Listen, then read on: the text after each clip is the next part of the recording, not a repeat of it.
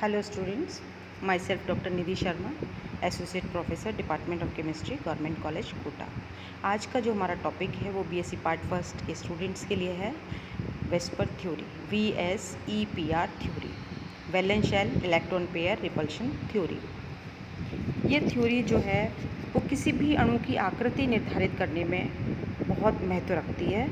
इसके अंतर्गत हम ये देखते हैं कि इलेक्ट्रॉन रिपल्शन का बॉन्ड एंगल के ऊपर क्या प्रभाव पड़ता है। किसी अणु की आकृति इस बात पर निर्भर करती है कि अणु में जो केंद्रीय परमाणु है उसके आसपास बॉन्ड पेयर ऑफ इलेक्ट्रॉन्स व लोन पेयर ऑफ इलेक्ट्रॉन कितनी संख्या में है, और ये इस प्रकार व्यवस्थित रहें कि इनके बीच प्रतिकर्षण जो है वो न्यूनतम हो, तभी मॉलिक्यूल स्टेबिलिटी अधिक होगी और न्यूनतम ऊर्जा भी होगी, उसकी आकृति निश्चित होगी। अब हम लेते हैं इसके main postulates of VSEPR theory. VSEPR theory के मुख्य बिंदु।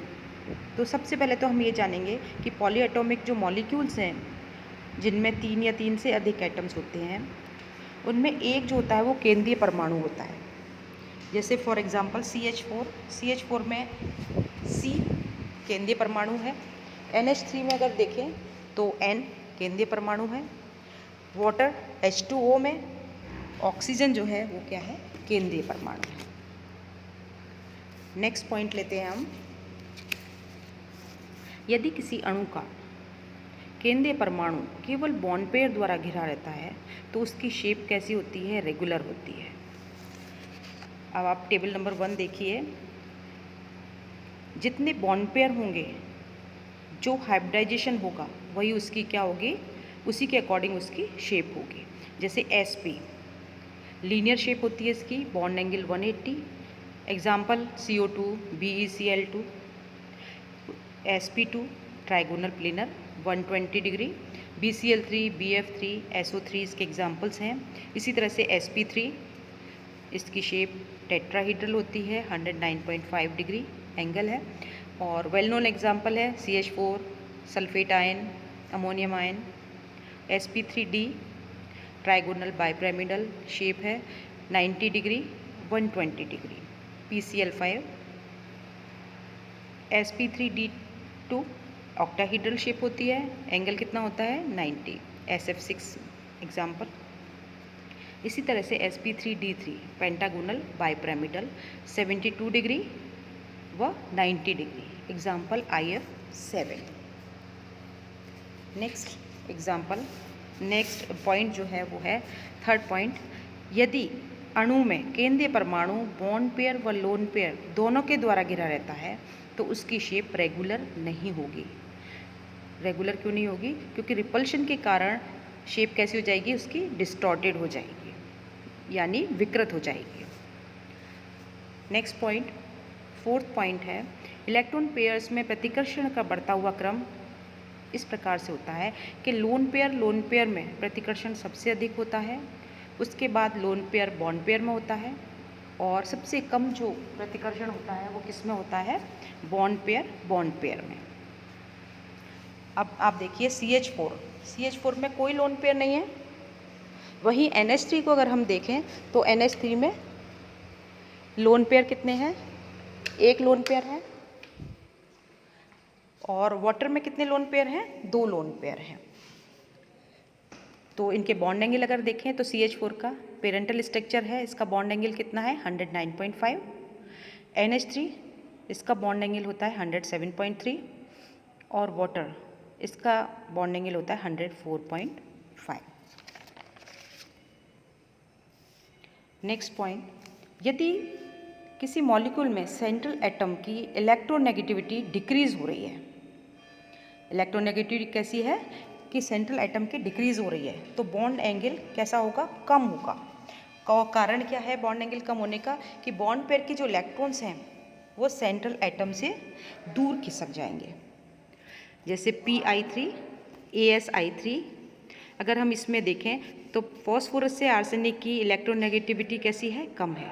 बॉन्ड एंगल कैसा है 102 डिग्री है, इसमें 101 डिग्री है। इसी तरह से PbR3 AsBr3 में देखें तो PbR3 में 101.5 है और इसमें कितना है 100.5। अब इसके अपोजिट देखते हैं। यदि सराउंडेड एटम्स देखें, सेंट्रल एटम के सराउंडेड एटम्स देखें, तो उनकी अगर सराउंडेड एटम्स की इलेक्ट्रोनेगेटिविटी बढ़ रही है तो बॉन्ड एंगल कैसा होगा, कम होता चला जाएगा। Pi3, PBr3, PCl3। अगर यहाँ देखें हम तो Pi3 में कितना है बॉन्ड एंगल 102 डिग्री, PBr3 में 101.5 और PCl3 में 100 डिग्री। तो बॉन्ड एंगल जो है वो घटता चला जाएगा अगर सराउंडेड एटम की इलेक्ट्रोनेगेटिविटी बढ़ रही है। नेक्स्ट पॉइंट है 6 पॉइंट कि सेकेंड पीरियड के तत्वों के इलेक्ट्रॉन पेयर के बीच रिपल्शन थर्ड पीरियड या उसके बाद आने वाले तत्वों के इलेक्ट्रॉन पेयर के बीच रिपल्शन से अधिक होता है। एग्जाम्पल आप देखिए इसमें NH3, PH3, ASH3, SbH3।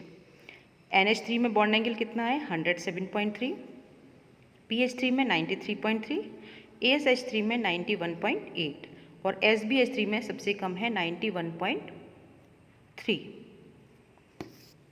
और दूसरा एग्जाम्पल भी आप इसमें देख सकते हैं H2O, H2S, H2SE, H2TE।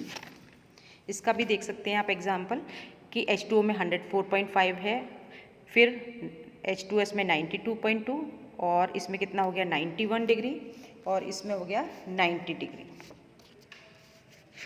अब नेक्स्ट पॉइंट है 7 नंबर पॉइंट। 7 नंबर पॉइंट क्या है, यदि लोन पेयर ऑफ इलेक्ट्रॉन्स के लिए कक्षकों की एक से अधिक संभावना है तो लोन पेयर ऑफ इलेक्ट्रॉन्स किस स्थिति में रहना चाहेंगे, जहां रिपल्शन मिनिमम हो और डिस्टेंस जो है उनके बीच में कैसा हो, मैक्सिमम हो। नेक्स्ट पॉइंट और लास्ट पॉइंट जो है वो क्या है, 8 पॉइंट है, 8वें नंबर का पॉइंट है कि फुलफिल्ड ऑर्बिटल्स के बॉन्ड पेयर ऑफ इलेक्ट्रॉन्स के बीच रिपल्शन अपूर्ण भरे हुए कोश के बॉन्ड पेयर ऑफ इलेक्ट्रॉन्स की तुलना में अधिक होता है।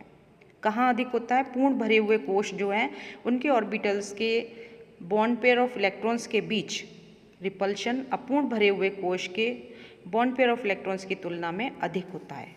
फॉर एग्जाम्पल H2 और H2S। H2O में अगर हम देखें तो ऑक्सीजन के वैलेंशियल इलेक्ट्रॉन कितने होते हैं 6 प्लस 2 इलेक्ट्रॉन्स जो उसने हाइड्रोजन से एक्वायर किए हैं, तो टोटल कितने हो गए 6 + 2 8 इलेक्ट्रॉन्स हो गए।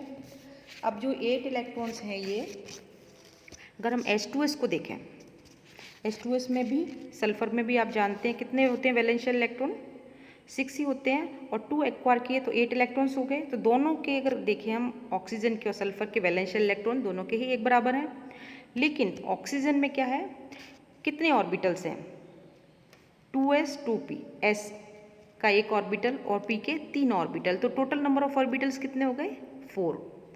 और O की जो है ऑक्सीजन की जो मैक्सिमम कैपेसिटी है, जो इलेक्ट्रॉन्स को भरने की क्षमता है वो कितनी है 8 इलेक्ट्रॉन्स की है।